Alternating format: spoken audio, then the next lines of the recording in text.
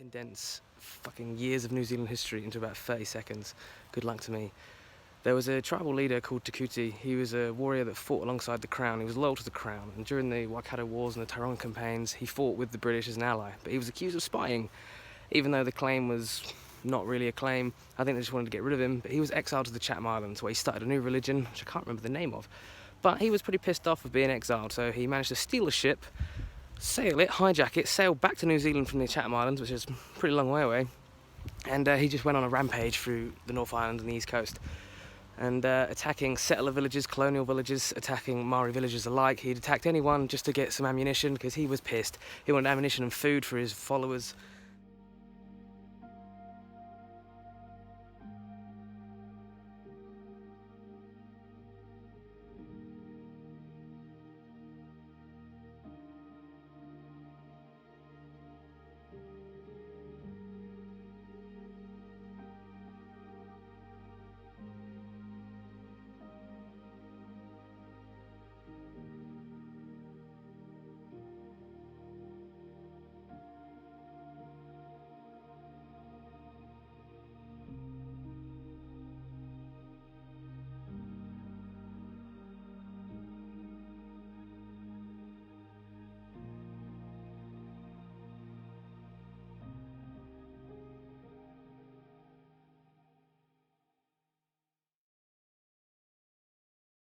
And they just went all the way from Gisborne, pretty much, come along the North Island, the central North Island, where we are now. But the British could never find him. But 500 British troops and Māori allies found him here, encamped here. And he'd built, with his friends and his allies, 2 British-style redouts, British forts. Pars, basically. Anyone that's been on one of my Tauranga tours, this is a good example of what one would look like. But I'll show you from the top. 1 minute, 12 seconds, not quite 30. Behind me is the first redoubt. It's pretty amazing that it's been preserved so well. I haven't seen anything like this in New Zealand before, which blows my mind. Anyone that's been to Gate Par or seen Gate Par, it would have been 20 times the size of this, but this shows you what it would have looked like with the trenches inside. It was built in the European British style of fort, but it didn't really work because, where is my finger? That's not really a great defensive hill. You could just step over that. So this redoubt was taken pretty fucking quickly. Loss of life. The next redoubt was up there. A bit more information than just, oh, people died, and that was it. Because it's a pretty important place. Roughly where my car's parked is where the fighting first took place. I'm really glad my car's still there so I can get home. I'm in the middle of fucking nowhere. But the Tongariro River runs just right by that car park. That's where the fighting first started, that's where it first took place. Now, the defenders were all set up around here. They were entrenched in, rifles ready, waiting, and the British slowly surrounded them. Scouts placed down by the Tongariro River would have started fighting first. I don't know whether it would have been hand-to-hand combat. There's absolutely nothing written about this battle because it's pretty unknown, which is sad.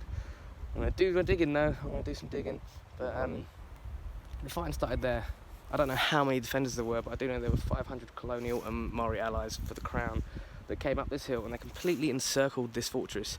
You can see here, all we can see right now is about this bottom half of the redoubt, which is a shame. I don't have a drone, but it would look pretty sick. I'm just still amazed it's still here. But they encircled this redoubt and they took it pretty quickly. 41 people were dead by the end of it, 37 defenders, 4 British soldiers. The one they were after, Te Kooti, he escaped up to the top redoubt, which I pointed out earlier, which we're going to go for a 25-minute walk up the fucking hill. At least I'm not getting shot at on the way there. When the British eventually made it up the hill to catch up with the defenders, they would have found the upper redoubt and been greeted to this wall. You're not allowed to go in it as like the last one, but I'll take you on a journey around, defending these only 6-foot-high walls against 500 British attackers, and being a British soldier trying to climb up here with people shooting down on top of you. There would have been smoke, gunfire from the muskets, like you wouldn't be able to see a bloody thing around here. But this is a journey around the sides of the redoubt.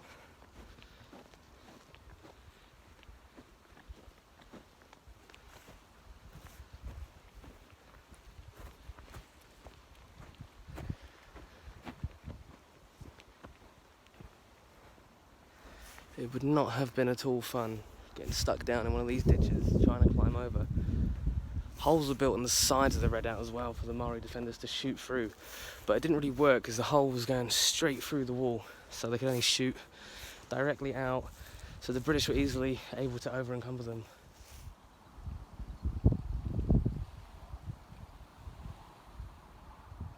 Much better view now than the viewing platform. You're not actually allowed to go in there. It's sacred. People are actually buried in here. Just over there, the cemetery, remains were found.